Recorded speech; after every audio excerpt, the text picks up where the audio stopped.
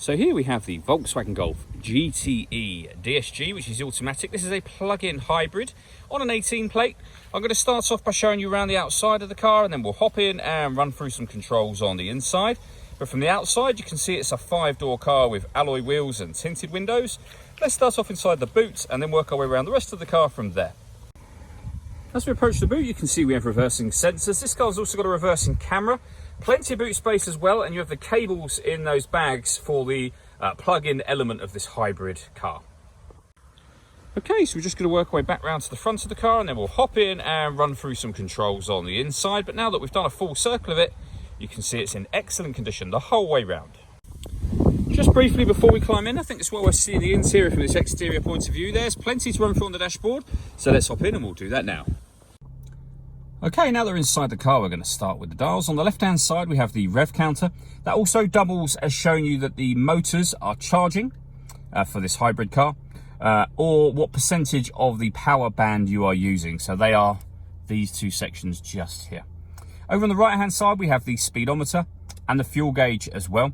In the middle, you can see we have a digital readout for the speedometer. Beneath that, we have the total miles for the car, which are 27,161. You can change information displayed in that main central section. We're on the driving data menu at the moment, so you can have any of these pieces of information displayed up there should you wish to. And there are other menus available as well. So assist systems, navigation, views, audio, telephone, your vehicle status, kind of a menu about the hybrid motors and what they are doing, lap timer, and then back round to where we started a moment ago. If we back out to the steering wheel, the buttons I was using just a moment ago are here. We have phone controls over there as well, and stereo controls, which continue over on the left-hand side. Also on the left-hand side, we have cruise control. Hit that button in the middle, and you are able to get this car to maintain its own distance between itself and the car in front. It will do that automatically, both speeding up and slowing down depending on the car in front's speed. We've done a video showing how that works that you can find on our website and on our YouTube channel as well. Over in the center, we have the touchscreen for the car. So this is where you can access your radio, and you'll see we have FM and DAB radio available there. If you want to listen to your own music, you can do. You can access many different ways of listening to it, including Bluetooth audio. So once you pair your phone, not only can you make and receive phone calls, you'll also be able to stream your music wirelessly as well. If I pop the car into reverse, you'll see we have a full color reversing camera with guidelines that show you what direction the car is headed in relation to the image that's being shown on the screen. So it does make it very easy to park, along with the parking sensors as well, of course. This car's also got satellite navigation. There's a full video showing how that works on both our website and also on our YouTube channel again as well. If we work our way down, we have dual zone climate control. So you can adjust the passenger and driver temperatures. You can increase and decrease the fan speed. You can determine where you'd like the air to be distributed within the car. When you're happy with those settings, this button turns the air conditioning off in this case, or back on again, or hit auto. The car will now take full control of the fan speed and the direction of the air to maintain the temperatures you've asked for.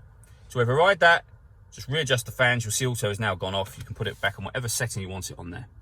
We also have a heated driver seat and passenger seat, both with 3 different heat settings on each. This cubbyhole section opens up to reveal some storage, the USB input and an auxiliary input as well. We have the gear lever for the fully automatic gearbox. Down here, you can turn the parking sensors on and off. And then these 3 buttons over here. So firstly, this one, if I give that a push and show you up on here, you can force the car into electric mode if there's enough charge in the battery. You can have it in hybrid mode. You can have it so that it maintains the current state of charge for the battery, or so that it charges the battery while you're driving. And you'll notice as we press that button, the car has just started up again. That's so that it can charge the batteries. If you put it in hybrid, there you go. You can now hear the engine has just stopped because it's gone back into an electric mode again. When it's in electric, you can press this button and it says up on there, electric engine sound activated. That's so that there is a kind of a fake engine noise to give you the perception of an engine running, should you wish to have that turned on. And then the final button is the GTE button. If I press that, the car is now in GTE mode, or GTE mode is turned off. All that leaves me to say is thank you for taking the time to watch this video.